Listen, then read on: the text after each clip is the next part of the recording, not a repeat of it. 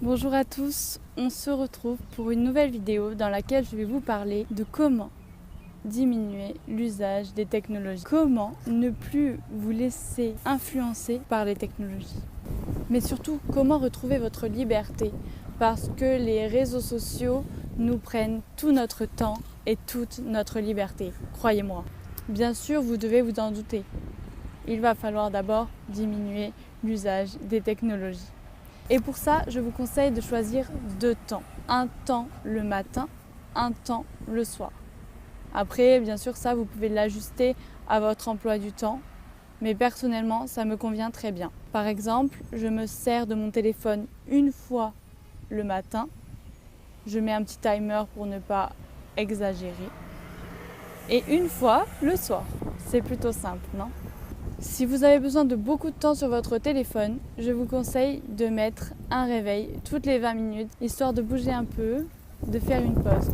Parce que je sais très bien que rester assis sur son téléphone ou couché le matin dans son lit avec son téléphone, ça vous donne zéro énergie. Alors toutes les 20 minutes, dites-vous que vous allez changer de position. Si vous êtes allongé, mettez-vous debout. Si vous êtes debout, mettez-vous assis, etc. Juste changer de position et puis c'est ok. Revenons à nos moutons. Le but n'est pas de rester le plus longtemps possible sur le téléphone, mais plutôt de diminuer. Si en journée, vous êtes tenté de regarder votre téléphone parce que c'est vraiment une habitude ancrée en vous de regarder votre téléphone à chaque fois que vous n'avez rien à faire ou que vous marchez ou que vous attendez le bus, eh bien, à la place de cela, prenez un livre ou sinon, optez pour la Kindle que vous pouvez emmener n'importe où et dans laquelle vous pouvez mettre autant de livres que vous voulez. Ça vous permettra de ne pas trimballer des livres qui pèsent des tonnes et vous aurez de quoi diversifier vos lectures.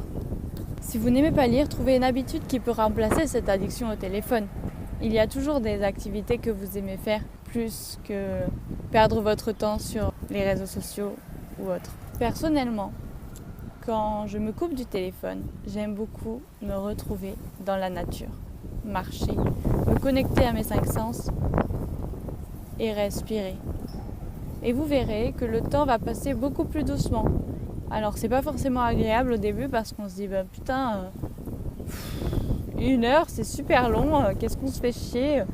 Mais je vous rassure, c'est plutôt top parce qu'on dit souvent que le temps passe trop vite. D'ailleurs dans la prochaine vidéo je vais parler des nouvelles générations qui elles voient le temps passer encore plus vite que nous. Alors imaginez 30 secondes. Mais bref, quand vous êtes dans la nature, je vous conseille de justement ne pas regarder l'heure. Fiez-vous à votre instinct, regardez le soleil, faites-vous confiance. Quand vous rentrerez à la maison, vous verrez si vous étiez dans la bonne direction ou non. En général, on imagine qu'il est beaucoup plus tard que ce qu'il est. Parce que comme je vous l'ai dit, le temps passe beaucoup moins vite. Et si vous ne supportez pas de ne pas avoir votre téléphone avec vous, parce que vous voulez prendre des notes ou vous pensez à quelque chose et vous avez peur de l'oublier, prenez simplement un carnet et un stylo. Ça vous empêchera de vous prendre la tête par rapport à certaines choses que vous risquez d'oublier. Aussi, je peux vous conseiller de désactiver les notifications sur votre téléphone. Et un dernier élément, ça serait de vous lancer un défi. Par exemple, vous vous dites, demain, j'utilise pas mon téléphone plus de 2 heures.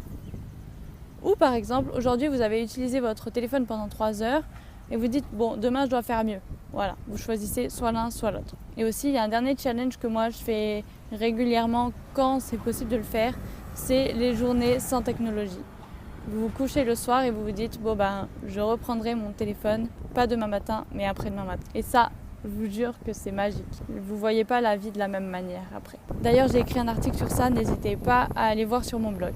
Si vous tentez un des 3 défis, dites-le moi en commentaire, ça me ferait vraiment plaisir de voir ce que vous en pensez. Par rapport au temps d'usage du téléphone, j'ai oublié de vous dire, mais maintenant il y a des applications qui calculent le temps que vous passez quotidiennement sur votre téléphone. Sur l'iPhone, c'est automatique, mais il y a des applications que vous pouvez télécharger si ce n'est pas automatique. Voilà, donc on a fini pour la vidéo du jour. Dans la prochaine vidéo, je vous parlerai des nouvelles générations et de leur ressenti par rapport au temps. N'hésitez pas à vous abonner si le contenu vous plaît. Et à poser vos questions en commentaire, je me ferai un plaisir d'y répondre comme à chaque fois. Si vous avez des idées de thèmes sur la thématique comment gagner du temps, allez-y. J'en ai encore plein sous la main, mais vos idées peuvent aussi être très constructives. Merci d'avoir visionné la vidéo et de suivre mes conseils au quotidien. À la prochaine fois dans de nouvelles aventures.